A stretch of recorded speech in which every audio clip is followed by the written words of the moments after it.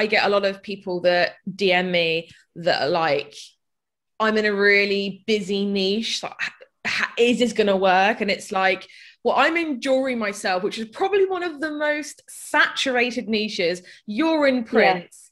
I mean, Jackie, she's in jewelry. Karen, she is as well. So I think that some people kind of think that if you want to sell like t-shirts, jewelry, prints, whatever, that you can't do it. But the problem is that because so many people do it, 99.9% of the shops out there don't do it right. They just kind of throw up a shop and Yeah. go, that's it. And then that's where the problems come up, because you're spending time investing in the shop and then you're not. Yeah, definitely.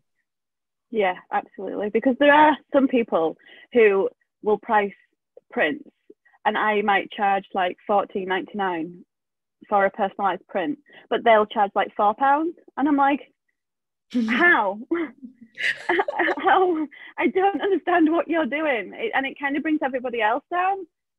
So then somebody might come across and say, oh, I can get the exact same print for £4, or I'm going to spend like £12 more on your print. What's the difference? And you kind of need to stand there with a flag and be like, I'm much better than them. I care about you.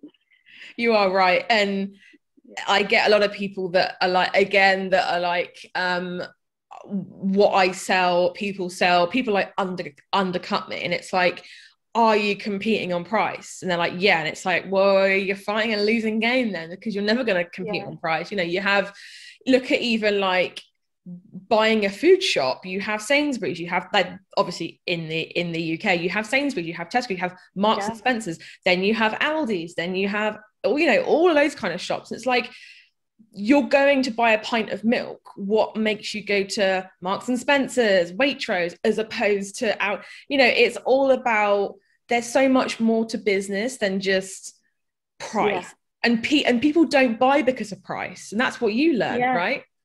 Yeah. So originally when I first started out, I didn't even charge for personalization, and I was kind of like, my prices were so cheap because everybody else was so cheap. Yeah, I know.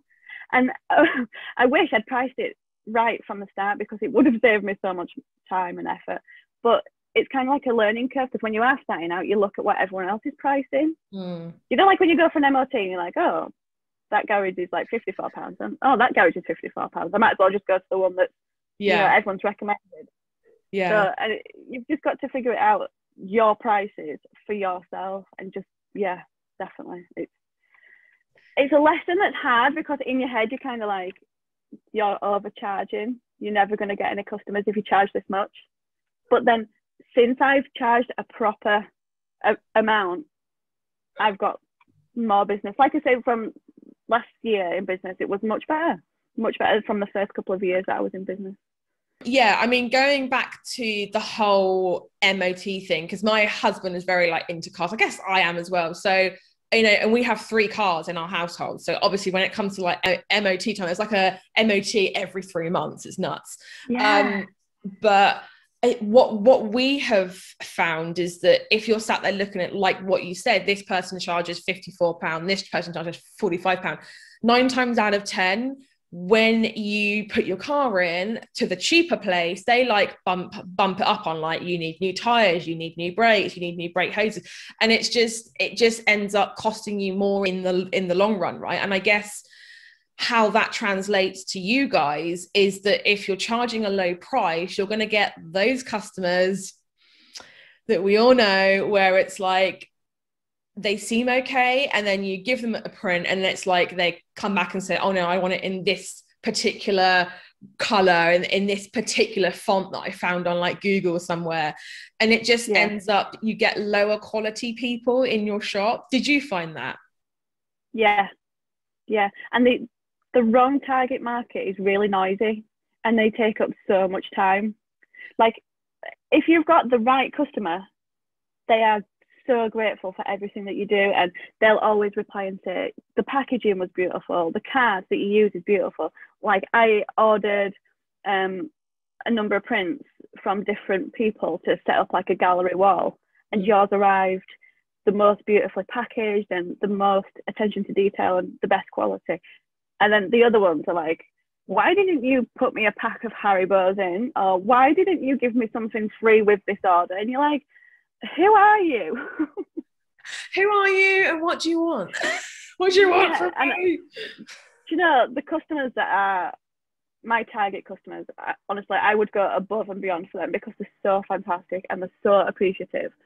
And even if I get a little message that says, please could you not put in any invoice or anything like that, so that, because this is a gift, I would be like, although I got a lady once who said, my mum's going through a really tough time. She's been diagnosed with cancer, and I really want her to have this print as something special. And it was a really nice quote that they must have, like, something that they treasured, that they loved. And I just sat there and thought, how can I make this really special for this lady to open? And it must have taken me hours to make it. Like, just the opening, you know, like the unboxing, just to make it so special for her. But if it was like someone who was moaning, like, can you make sure there's something free in there? Can you make sure that I've got a pack of sweets in there? Do you know what I mean? Like, no. No. I think the ones I hate the most is when you get a message and they buy something that's like on sale. Like I ran a sale. I think when we were doing the Christmas prep course, I ran a sale to get rid of a load of my stuff. Because if you guys don't know, I'm trying to wind down my shop, because obviously coaching you guys is taking up like 90% of my time. So I'm trying to like wind it down. So I put a load of stuff on sale, and I got a load of those orders, and it just goes to show that you do get lower quality customers when you reduce the price. So just a warning, if you're thinking of running like, you know, more than a 40% off sale, something like that, you are going to get them. You are going to get the crazies. Yeah. And it was like a £4.50 item with like £1 postage, right? And she was like, this is for a gift. I want this gift wrap. I want red a ribbon, not pink. I want this. And it was just like, I'm just going to cancel this order. Yeah, and I think you need to be aware that if you get these customers, and these customers who are sending like 20, 30 messages before they even place an order, you have the right to be like, no, I can't carry on with this. You are taking so much time from me that I'm neglecting actually fulfilling my orders from people who want them and have bought them already. So yeah, if you need to cancel them, and it's better for your own mental health and your own, just be brave. You can cancel them.